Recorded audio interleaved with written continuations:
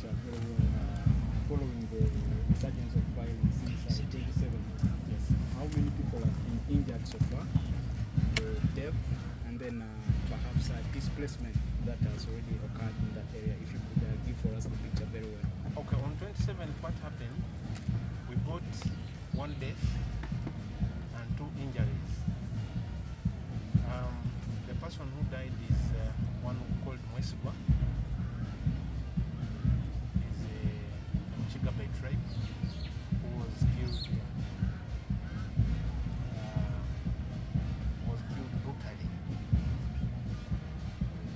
So the 2 injured are being treated in Adjumani hospital. And I think after that they will give us the clear picture of what exactly happened as a security team from Adjumani. Together with the brigade, they will work it out to make sure that we come up with the clear charges on the perpetrators.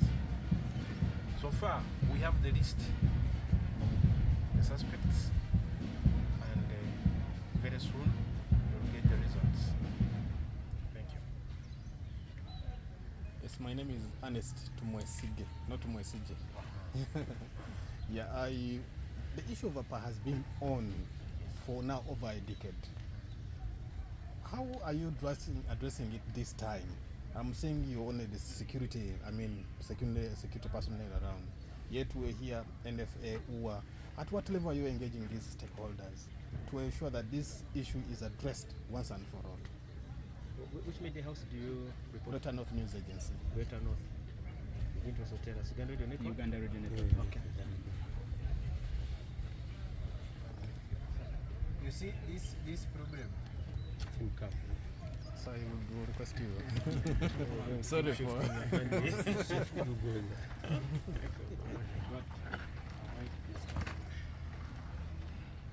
This problem is the bigger problem. I remember the last time the president was here, he instituted a commission of inquiry by some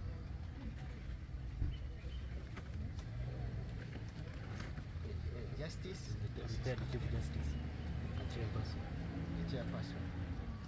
But since it was instituted, it has never reached here. And the purpose of putting that commission of inquiry was to guide government on the action that needs to be taken for that specific area. So now government has not come out to take a decision on what to do. We are waiting for that strategic guidance that we need to come. But for now, for us, what we have to do is to make sure that we stop any killings as we wait for the strategic decision to be made for that area. Because sometimes it is political. You see, both sides have been using it for political mileage. You must have seen some leaders recently who on a public rally and declaring that they will fight up the last person. And these are senior leaders at the level of members of parliament. Somebody saying they are going to fight until the last person. Instead of sensitizing their communities on the best way to coexist with each other, they are inciting them to go and kill each other. So this is not only a security problem, but it is a political problem. So, of course, our discussions today have made a number of recommendations that we are going to submit to the strategic level, so that it is escalated to another level. Because for us, yes, we are going to put a buffer between the Madi and the Acholi to make sure they don't kill each other, but that is not a lasting solution, because the problem remains. The problem will remain, that political problem will remain until it is resolved. So for us, basically what we did today was to get a solution, an immediate solution for this problem, but also make recommendations what needs to be done to solve the problem in Apa and Azuka.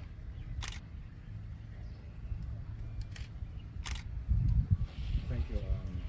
My name is Simon Wogora. I write with Ghana Network and the Corporate Magazine. You talked of people coming from Burundi, people coming from Sudan, people coming from Congo. Have you been able to establish the number of these miners? No, right now we have not yet established the numbers. We have been planning to go for registration in that area, but we have very many challenges. That place is a wide area without access roads. So you cannot move 50 kilometers on foot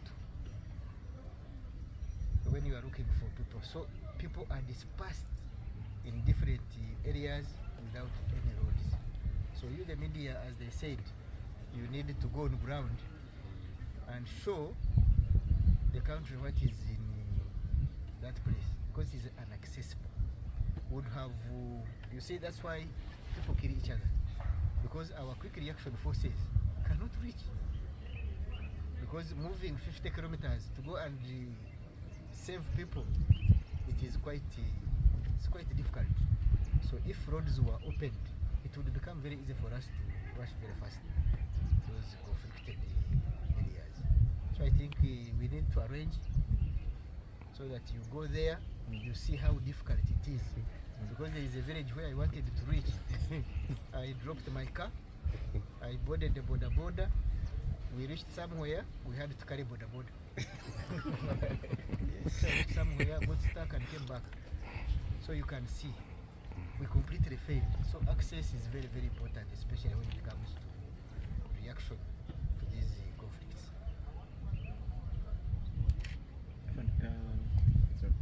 You mentioned about curfew, imposing curfew in two villages in that contested area. I wanted to understand, is there a time period that people are not supposed to move, or it is from morning to evening, or from evening to a little bit of specification of the time? Yes, we are going to do it for like 2, 3, 4 days, because now tension is too high, and that's the area where they are passing to go and kill each other. The Madi pass there, the Acholi pass there while going. So now we are going to stop them from moving, so that we first deal with the ring leaders. Once we have dealt with the ring leaders, we hope the people don't have a problem. People are being misled by some of us leaders who have interest. Actually, you need to dig deep into this. Some of the leaders have interest in grabbing land, so they are using the population to fight for them. A number of people have surveyed land.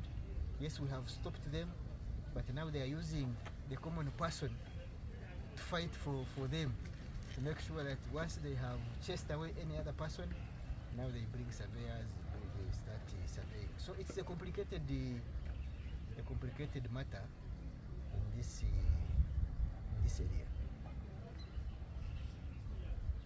Thank you. My name is Christophe Camero of New Vision 500 previously, during the time of your predecessor, Michael Kabango, we understand at least 17 ring leaders were arrested from that side of Adjumani. They were brought inside this barrack here, detained for some period, and they were cautioned and taken back home. We would like to understand, maybe because here you have mentioned you're going to effect arrest of some of the ring leaders. We want to understand maybe if these 17 people are also still engaging in mobilizing the attack. That's one question. And my second question go to the RPC of North Madeku and Mwesige. If you can provide us with the statistic for a period of 1 year, that is last year 2024, how many people were killed in the confrontation, how many were injured, how many arts, properties were destroyed? We have security has been profiling people who have been working as ringleaders, mobilizing people to cause chaos, but also profiling those individuals who have been involved in selling land, illegal land that doesn't belong to them. We have a list, so immediately we are going to effect it. Commanders have gone and they are going to immediately start on it. What I have not done is to make a comparison between those who were arrested the other time and the one who are on the list. Whom I have seen, I think, is one. The same person who was arrested the other time is still among this list.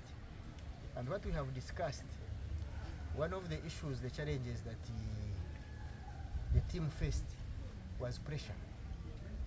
Pressure from politicians. Interference from politicians. But now we have resolved that we shall not succumb to that pressure. As long as someone is a criminal, he remains a criminal. We are going to deal with him. Nobody is going to succumb to that pressure because he's someone's voter. He's going to put a lot of pressure. That one is not going to work this time. We have agreed as a team that as long as we have arrested him, we must be dealt with accordingly. So no pressure that is going to force us to release these people once they are arrested, like what happened the other time. Because almost the same, I think the same people who were involved in criminal activities, who were arrested, released, but at the same time, they are doing it again. So that means we need to be very tough on them. If we arrest and release, they will go back to the community and start misleading it. So this time, we are going to deal with them decisively. I can talk from here. Okay. Now, as of statistics from last year, 2024, it is the whole of 2024, Apa was peaceful. Apa was peaceful until signals started coming in 2025 in February. That's when signals started coming up.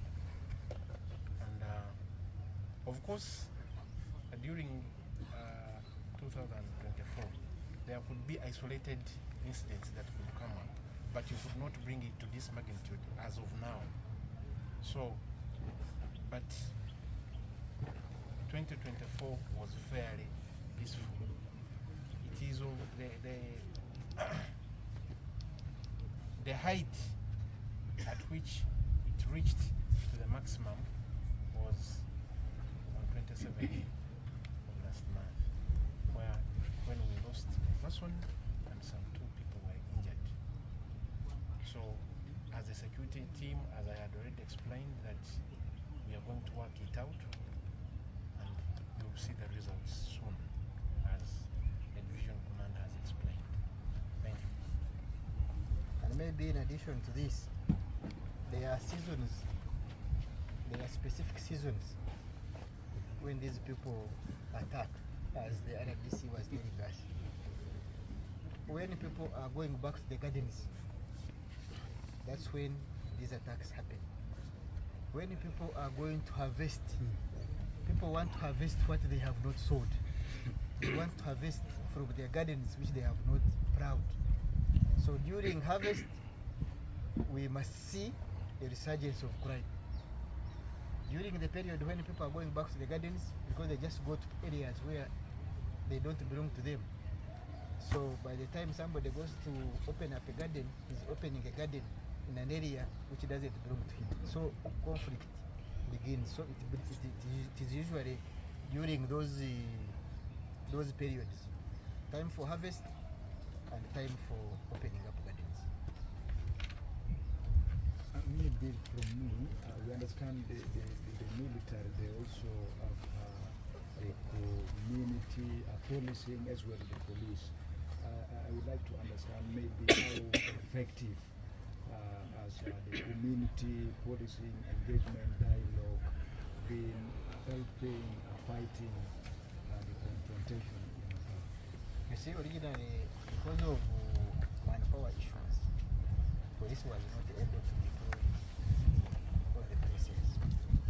But of recent, they have carried out training and they are implementing the presidential directive of deploying 18 personnel in every sub-county. Most of the sub-counties now have been deployed, and we are working jointly. We are working with police in these operations. During CIMIC or community policing, we are always together, and that's what we have agreed in our meeting, that we must work as a team. All the agencies, whenever they are going for an operation, it must be a joint operation, because every agency has its role that it plays. Police for processing of files, for investigations. Now for us is to look for those criminals, of course, to support police in apprehending these criminals who wish to be violent. So we support police in cracking them, but also community policing. For us we call it CIMIC. For them they call it community policing. For us we call it CIMIC, civil military relations. So we are always working hand in hand, and we are going to intensify it in most of those areas. Like as he told us, in the areas of Achori Bay, areas of wherever, they do not have deployments, but they have secured the personnel deployed in those areas. So we shall be working in a joint team. Thank you for your answer. The question of access, lack of access to access to is quite clear, but also trying to look at the different area falling under access to security. Due to cause that the access to be open. Secondly, trying to imagine the sacrifices that our forces have made. Ensuring this one.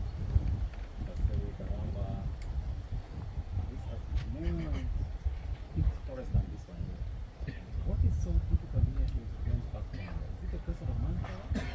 It's not, as I said, it's not a question of manpower, it's not a question of failing, because it is a forest. The question is access. Because a force walking for 50 kilometers, if there is something that has happened, I will take you. I will take you and you appreciate. And you appreciate on ground. For instance, from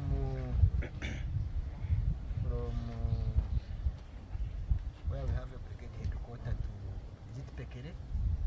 It's around 45. Pekere. It's around 45 kilometers. There's no road at all.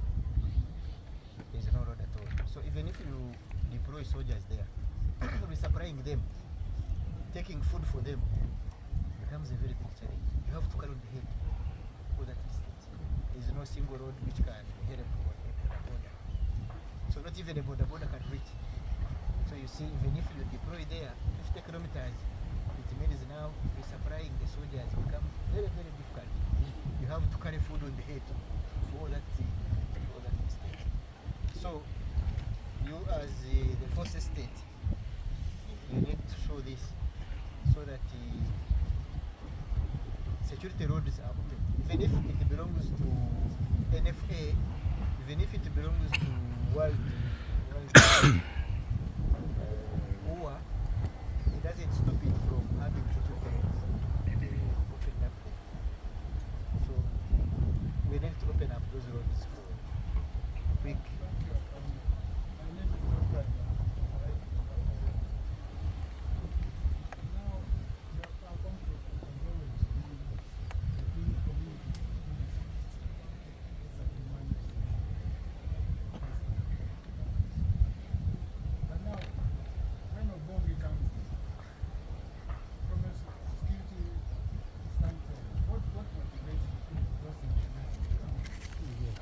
You see, a person from Obongi was attacked and injured.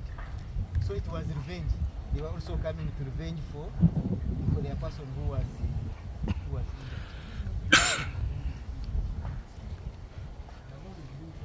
Maybe I can. Maybe an expert is here.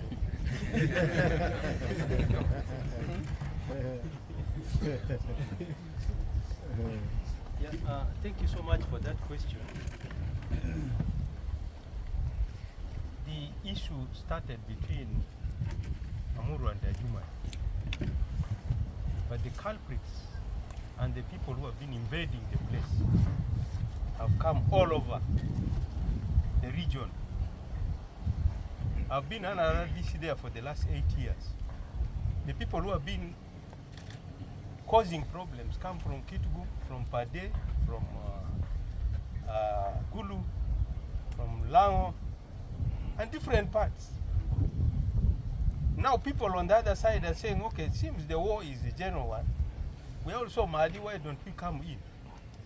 This is the situation we are going in now. Just as mentioned, this man who was cut is from Obongi. The people who came to revenge came from Obongi on motorboat. They also cut their children and went back. By the time people realized, they had already crossed. But we have also given the team in Obongi. Right now, they are also working on how to get those people. So the discussion from Amuru is now going wider. It is soon going to become a West Nile affair with the northern Uganda. That is where we are going. If we don't curb this situation now, I think we are going to go to a bigger problem.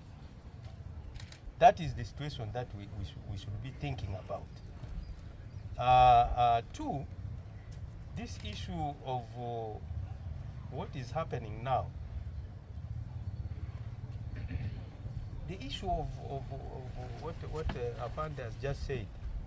People fight when they open gardens, and people fight when food is ready. This is also, it has been going consistently. But we really thank the armed forces and the police. I think without them, by now, many people should have died. Many people should have died. In 2023, we lost 4 people. I think some of you heard about it. And how many kilometers were these people killed? Beginning from Upper. It was 65 kilometers. And in these 65 kilometers, there is no road. When we tried to move, I moved. By the way, people slept on the road to reach the next day. Even bringing those dead bodies. They did not sleep on the road. They slept in the sorry. They slept in the bush. The bodies could not come on a motorcycle. They could not come in a vehicle. There is no vehicle. They have to tie on and then you carry. You can imagine they're on stretchers. Just you tie two poles and then. So the situation there, as you are talking of community policy, people there don't live in the communities like you are seeing here. One person can be here, the other one can be like in Laibi. And when they mobilize themselves, mobilize themselves in Amuru. That's when they gather together as a group. But when you go now and find out from those places, you will wonder. The third thing is, as I said, issues of land. Let me ask you, is there anybody who has 10 kilometer land in 10 kilometer square, 10 square kilometers of land in here? Do you have any person with that? But you find one person selling 10 square kilometers to 300 different people. Whose land is he selling? If you can ask yourself. You find somebody selling 1,000 acres. Who has 1,000 acres? You go to the person who has sold the 1,000 acres. Go to his home, he's sleeping in a grass-thatched house. Grass-thatched. And he has sold the land of 1,000 acres. So now if he has finished the 1,000 acres, where will he get the next to be sold? You have to go and fight and get it. So this is what is going on. This is what is going on. I think that is what I would like to